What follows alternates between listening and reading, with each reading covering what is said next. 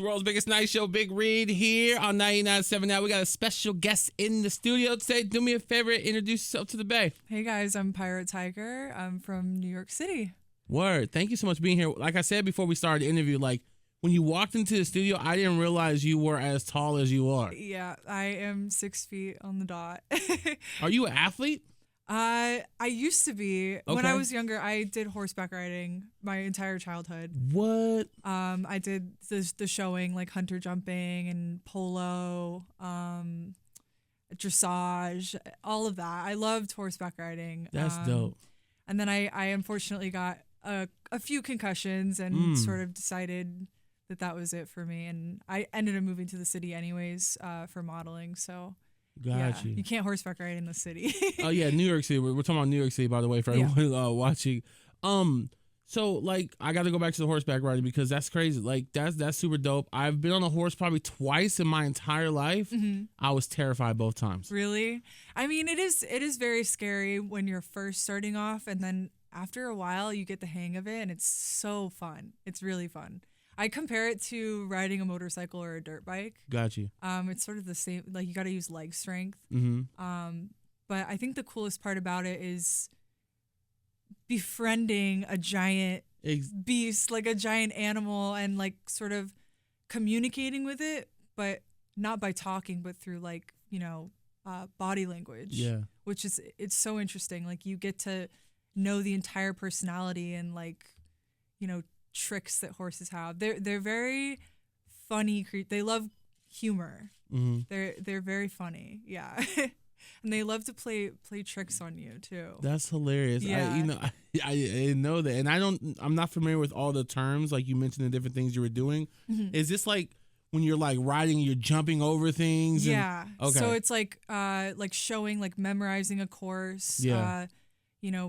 Doing big jumps. That's sort of basically what that is. Polo is like the game when you have the sticks and you hit the ball. Got you. I've done a lot of different horseback riding related things. That's awesome. That's super, super dope. Do you ever play basketball? I used to, yes. I feel like I should play more now. Mm-hmm. I kind of like fizzled away from it, but I've always loved basketball. I've always been a huge fan. My family lives in Cleveland, so we always go to the Cavs games. Okay. I love to watch them too. Yeah. Got you. So did you grow up a Cavs fan? I didn't. No, I didn't. I loved OKC. Okay. And I didn't get to see many games, but I do remember going to DC a lot and seeing the Wizards and That's stuff awesome. like that. Yeah. I loved collecting shoes. Also, like I was a little bit of a sneakerhead for a while. But I lived overseas, so I didn't really get to experience, American basketball too much. But yeah. Where'd you live out overseas? So I grew up in Brussels for a little bit. I was born in China, and my family is Australian Hungarian, so it's very all over the place. Like a melting pot of culture in your life, and I love that. Yeah, I also was raised on Indian culture because my mom was born in India, and she grew up there for around 21 years, I think. Oh, you're going to love the Bay. Yeah. There's a little bit of everybody here. This is the perfect place for you to be right now. Yeah, that's also what I love about New York City, too, is like everyone's there, and I get to experience different cultures. I think, when I moved here, I went to school in Virginia, and it's very, like, separated from all of that. So then moving to New York, I was like, oh, my God, everyone here is, international. I love it. Back in your element. Yeah, exactly. So that's why I'm excited to come here. I was told that the Chinatown is really great here too. Amazing. Yeah, I'm coming out with a song earlier next year called Chinatown. So I think we're gonna go check out Chinatown later on and see. I love it. I love it. Yeah, there's so much good food here. And I'm sure you've had a chance to experience a lot of different foods being in all these different places and around all these cultures. What's the weirdest thing you've ever eaten? Oh, probably like a tarantula. Oh, like my. a fry. It's crazy. They're like crunchy noodles, but like fuzzy. Like it's. I can't even look at a tarantula. I think I just ate it, just to say that I could eat it. Yeah. I've had there's like a massive bug market in China. Like bugs have a lot of protein. Actually, I've come to learn. through Gordon Ramsay. Oh my goodness. Yeah. That's crazy. A tarantula is crazy. My dad definitely has the craziest stories for things he's eaten, because in China it's, custom, like when they serve you something, you have to eat it. It's the polite, like it's what's polite. So if you are served something, you eat it. He's had some pretty crazy stuff. China is on my bucket list of places to go to. Thank you for letting me know that, because I don't want to be disrespectful when I'm out there. Well, if you're in like a meeting with someone, it's customary to do that. I mean, when you're going around in general, you'll be fine. But I 100,000,000% recommend China. I think it's such a beautiful place. The architecture is beautiful. Like, the civilization has been here longer than almost all the civilizations. So I think their knowledge in like medicine and stuff, like when you go there, like you see it, like they have tons of like crazy different like remedies for medicine, and like the doctors there, the traditional doctors are really awesome. Like they can hold your hand and determine like what problems you have just based off of feeling your pulse. That's crazy. I've had friends that have gone to traditional Chinese doctors and they've had that done, and they go to another doctor just to confirm it, and everything they said was right. That's crazy. So it's very interesting to go there. There's so much to do. Like, you're never gonna be bored. Love that. Yeah. All right, it's still at the top of my list. Yeah. So let's talk about the music. Like, how did you get started? What inspires you to start creating? Well, I mean, I've been DJing for so long, and I kind of wanted to take it a step further. I was like, I really need to produce music to, get further with the, bookings and stuff. Yeah. I wanted to expand, just from playing at, New York clubs. Because I was doing a lot of opening stuff. Like I still do a lot of opening DJ gigs, but I was like, I really want to have like a main position at some point. For sure. And I feel like to do that, you need to, come out with music. That's very important. And also I wanted to just express my creativity. I used to sing in high school. I did sing a lot of like R&B type music because my vocals are a little like lower toned. And I think my mom said to my manager that I used to sing, and I never told anyone. And then they were like, you should try singing for this. So now I'm singing on my own tracks as well. But yeah, we really started just, putting out the project this year. So I'm excited to see where it goes. Yeah. What has been your favorite part so far of, because the music industry is a tough place, right? So it's tough to break into, and it's tough to like deal with, the different things you have to deal with as an artist. What's been your favorite part? My favorite part is meeting people like you, like everyone I've met throughout this whole experience. Like, I didn't realize how nice and like how fun some of the like music industry people are. I know it's difficult to break into and it's so oversaturated and everything, but I love to just like meet new people and like hear about their story and get inspired by that. For sure. No, I feel that.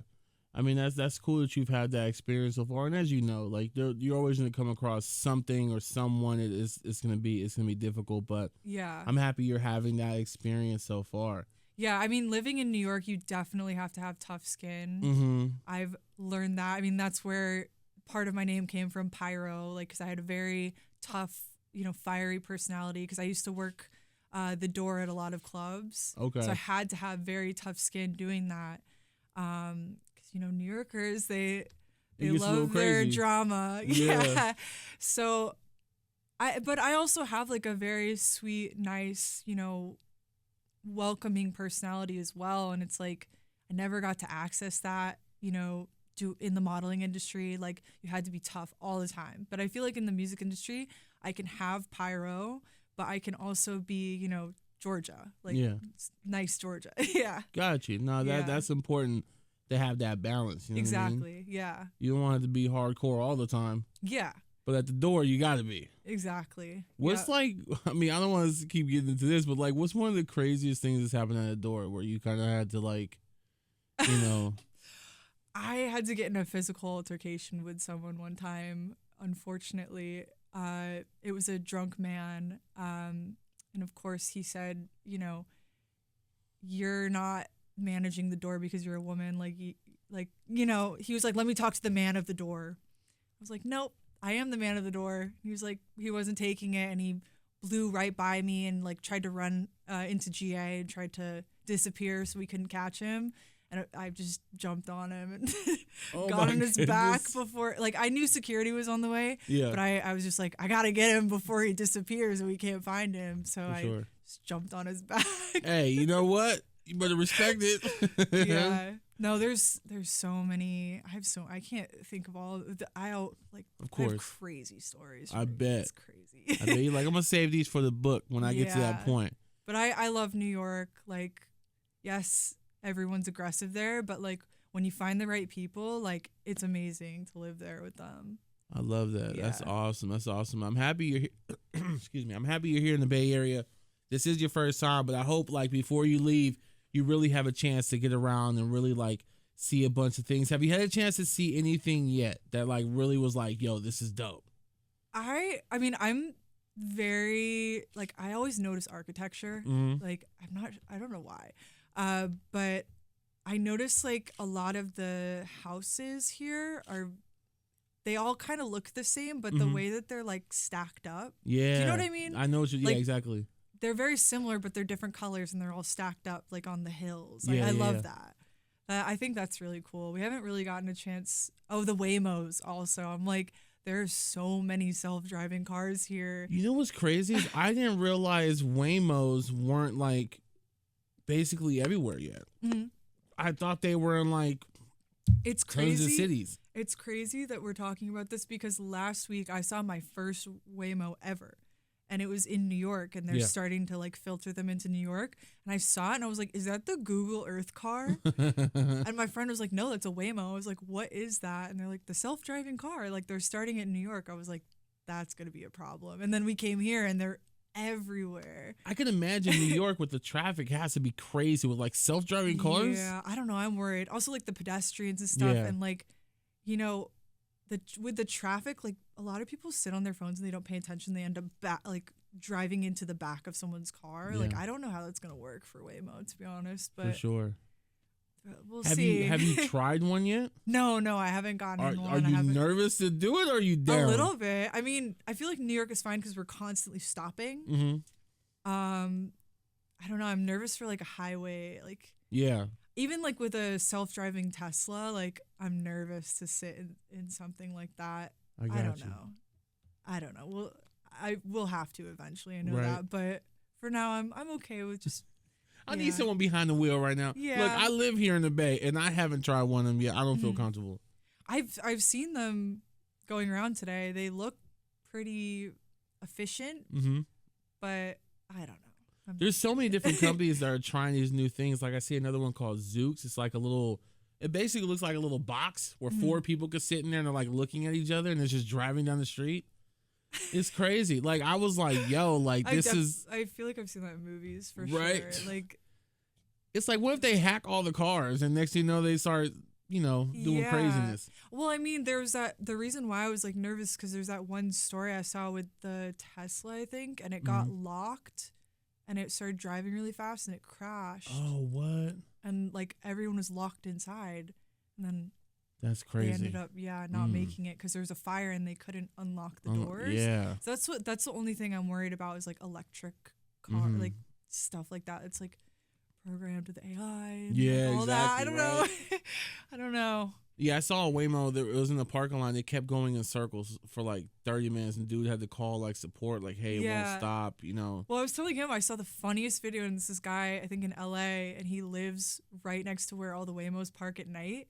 And every single night they were getting into a traffic jam because they were trying to like park, but they were all getting in the way of each other. Yeah. So all night it was just the Waymos honking at each other. That's crazy. And it kept the guy up all night. And eventually, I think they stopped it because it was getting to be such a problem. How do you feel about AI in music now? Because that's like a really big deal. Is it something that you plan to use at any point? Because I feel like personally it's cool as a tool, but not to create an entire song. Yeah, I think it's cool as a tool to use. I have like tried plugging in stuff into, what's it called, Suno or whatever, just to see. It does give off very great ideas, but the thing is that what I love about music, especially like music production, is like the producers work so hard. Yeah. And they're so intelligent and they work so hard to make this music. I feel like that's what's the important thing and the most valuable thing about music is like, you know, when you see, for example, like Skrillex, like sitting down and being like, this is how I came up with this idea, or like, this is like the inspiration that I got. It's like they have a whole story and it just like shows how intelligent they were when they were creating something. Or like a funny thing, it's like, oh, I came up with the lyrics on the toilet and I ran over and I like, you know, started singing and playing. Like that's the most valuable thing about music is like how it was created. And, you know, like AI, just plugging it in and just immediately having it done. Like, I don't think that there's a lot of, you know, valuable emotion that's put into that. I'm very like, you know, I hold on, I cherish things like everything. I'm very like empathetic towards everything. I'm like, everything has a story and whatever. So that's what I appreciate personally. But I mean, it is probably easier for like someone who's struggling or, you know, with money and like can't, you know, get all the things that they want to. But yeah, no, I think it's a good tool. Gotcha. Just like, you know, how ChatGPT is a good tool sometimes. You can be like, hey, can you help me with this list or whatever? But I do think fully producing off of AI might not be the best idea. I feel like music is probably going to go downhill if we end up just fully producing through AI, just like anything else. But yeah, this is my opinion. I feel that. And I want to get to some of the music you put out. Like, what's been your favorite release to date? So, I mean, tonight we're coming out with a song called, or I'm coming out with a song called Goblin Mode. It's sort of like a Halloween type song. I like that because it's a good like main stage, like EDM type song. But I really like the release that just came out a couple weeks ago, Under Pressure. Yeah, Under Pressure. I heard that one, yeah. I do like that one. And then I have a song coming out earlier next year, and I said it was called Chinatown. And that one's really special to me because I feel like it, you know, sort of shows my, you know, background. Gotcha. And also it has some traditional Chinese instruments in it. And I think it's very important to have actual, you know, live instruments in a song that's electronic because I feel like we're straying away from that. Yeah.